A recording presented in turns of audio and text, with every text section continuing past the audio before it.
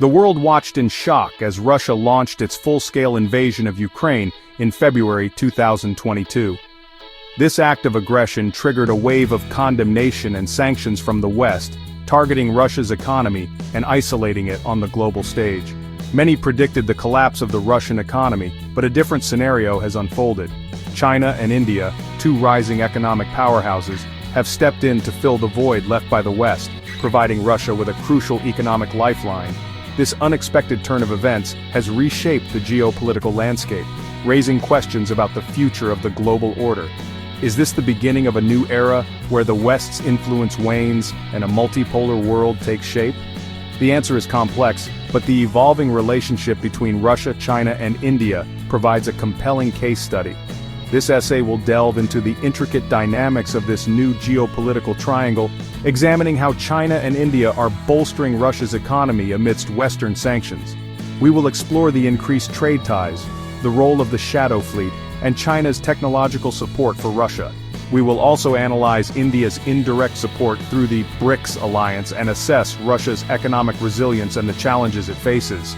Finally, we will consider the implications of Russia's growing dependence on China and the potential vulnerabilities it creates. China and India, with their vast populations and rapidly growing economies, have emerged as major players on the world stage. Their rise has been nothing short of remarkable, transforming them from developing nations into economic powerhouses that command global attention. China, in particular, has become a manufacturing behemoth, supplying the world with everything from smartphones to solar panels. India, with its burgeoning tech sector and large pool of skilled labor, is rapidly catching up. The Ukraine war and the subsequent sanctions on Russia have presented both China and India with an opportunity to assert their growing influence. They have seized this opportunity, increasing their trade with Russia and providing a much-needed economic lifeline. This move is not without risks, as both countries face potential blowback from the West. However, the economic and geopolitical benefits appear to outweigh the risks. For China, the opportunity to secure access to Russia's vast natural resources at discounted prices is too good to pass up. Russia, facing economic isolation, has become increasingly reliant on China as a trading partner. This has given China significant leverage in negotiations, allowing it to secure favorable deals for Russian oil, gas, and other commodities. India too has benefited from discounted Russian oil, helping to meet the energy demands of its rapidly growing economy. China's role in sustaining the Russian economy goes beyond simply buying its raw materials. It has become a crucial supplier of manufactured goods that Russia can no longer obtain from the West. From machinery and vehicles to electronics and consumer goods, Chinese imports have filled the void left by Western sanctions. This dependence on Chinese imports has raised concerns in Moscow about over-reliance on a single trading partner. The composition of Chinese imports to Russia reveals a complex picture. While some imports are essential for keeping the Russian economy afloat, others raise questions about China's long-term intentions. For instance, the surge in Chinese-made automobiles, smartphones, and other consumer goods suggests that China is capitalizing on the absence of Western brands to expand its market share in Russia. This raises the question of whether China is truly a reliable partner for Russia or simply an opportunistic player seeking to exploit Russia's vulnerability. While China has publicly stated its opposition to the sanctions and called for a peaceful resolution to the conflict, its actions suggest a more pragmatic approach. China seems to be carefully calibrating its support for Russia, providing just enough assistance to keep the Russian economy afloat without provoking a severe backlash from the West. The energy sector has been a key target of Western sanctions, aiming to cripple Russia's ability to finance its war machine. However, Russia has found ways to circumvent these sanctions, with the help of a shadowy fleet of tankers willing to operate outside the purview of Western insurance and financial regulations. This shadow fleet, composed of vessels from various countries, has become a lifeline for Russian oil exports. These tankers, often operating under obscure flags and with opaque ownership structures, transport Russian oil to eager buyers in Asia, particularly China and India. The anonymity provided by this shadow network makes it difficult to track the flow of Russian oil and enforce sanctions effectively. While the exact size of this fleet is unknown, experts estimate that it has grown significantly since the sanctions were imposed. The emergence of this shadow fleet highlights the challenges of enforcing sanctions in a globalized world. It also underscores the determination of Russia to find ways to sell its oil, even if it means resorting to illicit means. The willingness of certain actors to engage in this trade, despite the risks involved, demonstrates the allure of cheap Russian oil. Section 5. The Tech Middleman, China's Delicate Balancing Act. Beyond energy and consumer goods, technology has become another arena where China's role is crucial for Russia's ability to withstand sanctions. With Western companies pulling out of Russia and cutting off access to critical technologies, Moscow has turned to Beijing to fill the gap. However, China's support in this area is more nuanced, as it walks a tightrope between aiding its strategic partner and avoiding secondary sanctions from the West. While China has not openly flouted sanctions by supplying Russia with advanced military technologies, it has become a crucial intermediary for dual-use technologies that can have both civilian and military applications. These include semiconductors, telecommunications equipment, and other critical components that Russia needs to maintain its industrial base and military capabilities.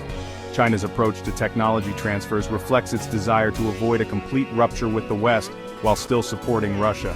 Beijing is keenly aware that openly supplying Russia with sensitive technologies could trigger a harsh response from the United States and its allies, potentially jeopardizing its own access to vital technologies and markets. Section 6. BRICS and beyond, India's indirect support. India's support for Russia has been more indirect but no less significant. As a member of BRICS, a grouping of emerging economies that also includes Brazil, Russia, China, and South Africa, India has participated in initiatives that indirectly bolster Russia's efforts to circumvent Western sanctions and reduce its reliance on the US dollar. One such initiative is the New Development Bank, established by BRICS nations as an alternative to the World Bank and the International Monetary Fund. The New Development Bank provides funding for infrastructure and development projects in member countries, including Russia.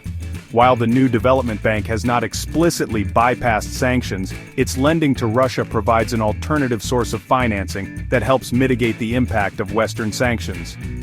Furthermore, India has been a vocal advocate for using local currencies in bilateral trade with Russia, reducing reliance on the US dollar. This move, while primarily driven by economic considerations, also aligns with Russia's goal of de-dollarizing its economy and reducing its vulnerability to Western financial pressure. Section 7. A House of Cards, Russia's Economic Tightrope Walk. Despite the lifeline provided by China and India, the Russian economy is far from out of the woods. While official statistics paint a rosy picture of resilience, with modest growth figures and controlled inflation, a closer look reveals a more precarious reality. The Russian economy is walking a tightrope, sustained by massive government spending and propped up by artificial measures that mask deeper structural weaknesses. One of the most significant challenges facing the Russian economy is the brain drain caused by the exodus of skilled workers and professionals fleeing the country since the war began. This loss of human capital will have long-term consequences for Russia's productivity and innovation potential. Moreover, the sanctions have forced Russia to pivot away from its traditional European markets and become more reliant on China and India. While this has provided a short-term solution, it has also increased Russia's dependence on a smaller number of trading partners, making it more vulnerable to their economic and political whims. Section 8. The ruble's roller coaster and the inflation bite. The sanctions initially sent the Russian ruble into a tailspin, losing a significant portion of its value against major currencies. However, the Russian government implemented strict capital controls and other measures to stabilize the ruble, which has since recovered some of its losses. This apparent stability, however, masks underlying weaknesses in the Russian economy. The artificial measures used to prop up the ruble, while effective in the short term, have created distortions in the market and discouraged foreign investment. Moreover, the sanctions have fueled inflation, eroding the purchasing power of ordinary Russians. While official inflation figures remain relatively low, the prices of imported goods and essential commodities have skyrocketed. The Kremlin has tried to downplay the impact of sanctions on ordinary Russians, but the reality is far different. The rising cost of living, coupled with economic uncertainty and the loss of personal freedoms, has created a sense of unease and discontent among segments of the population. Section 9. A dependent bear. The risks of China's embrace. The growing economic ties between Russia and China have raised concerns in Moscow about becoming overly reliant on Beijing. While the partnership has provided a lifeline for the Russian economy, it has also shifted the balance of power in the relationship, with China now holding the upper hand. This has led some to describe Russia as becoming a vassal state to China, a prospect that raises concerns about Russia's long-term autonomy and strategic decision-making. China, for its part, appears content to exploit Russia's vulnerabilities to secure access to its vast natural resources at discounted prices. However, Beijing is unlikely to jeopardize its own economic interests by providing unconditional support to Moscow. China's primary interest lies in maintaining stability and ensuring its continued economic rise. The future of the Russia-China relationship remains uncertain. Will this partnership evolve into a more balanced and equitable one, or will Russia find itself increasingly beholden to its powerful neighbor? The answer to this question will have profound implications for the geopolitical landscape of the 21st century.